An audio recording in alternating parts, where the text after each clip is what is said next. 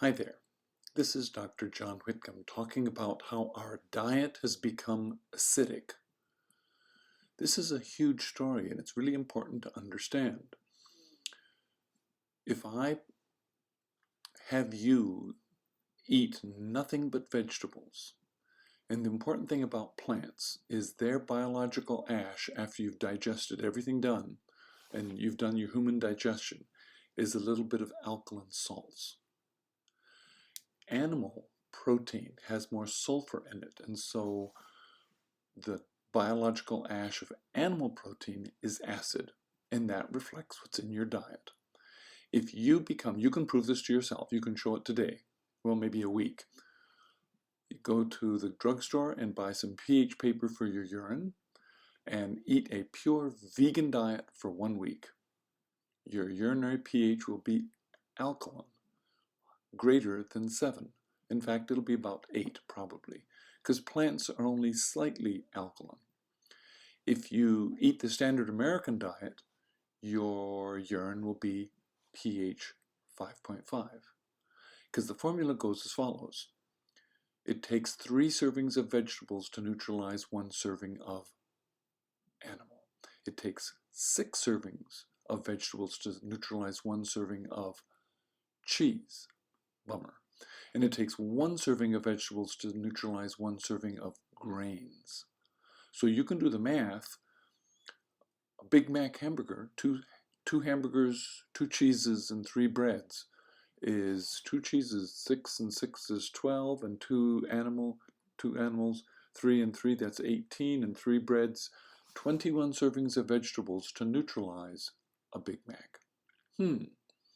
Okay, so a doctor by the name of Sebastian looked at 158 societies around the world in prehistorical hunter-gatherer societies, and using the best archaeological evidence they could get, basically came up with that they were eating alkaline to the tune of about 84 milliequivalents.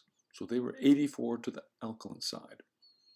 If you look at modern society, on average, our post-industrial societies, we are eating 48 milliequivalents to the acid side. So the shift has been from 84 this way to 48 that way. How do we know that's the case? Well, we're having an epidemic of osteoporosis. And osteoporosis is driven by the fact that you eat an acid diet and your bones try to help out by sharing some bicarbonate to help neutralize that acid. Your blood pH doesn't change 1 iota, but the buffers in your blood that are too nuanced to measure, your bones can read those buffers. And when you change the buffer systems, your bones say, we can help out. We've got some extra buffer. We've got some bicarb here. And you lose some calcium with it. There are many other curious links in this line. And those curious links are things like connexins. Connexins are the proteins that connect cells to each other. They're little pores that allow cells to communicate back and forth. They go shut with acid. They're wide open with alkaline. Isn't that interesting? We now know that many cancer chemotherapies get much better when you are alkaline diet. And so the Kelly diet is a vegetable diet for cancer therapies. We know that fertility improves when you eat an alkaline diet. We know you lose weight when you eat an alkaline diet. We know your diabetes gets better when you eat an alkaline diet. There's a lot of evidence here and precious little research.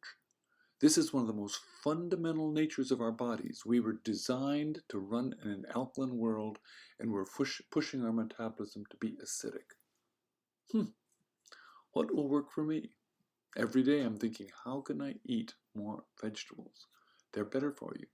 And in fact, with just a little bit of tongue-in-cheek, you can go back to the book of Daniel and read about the first randomized placebo-controlled trial in medical history, documented in the book of Daniel, where Daniel told the king he didn't want to eat their food. He and the other Israelites with him were going to eat vegetables, and you could check them out after a month and see who looked better.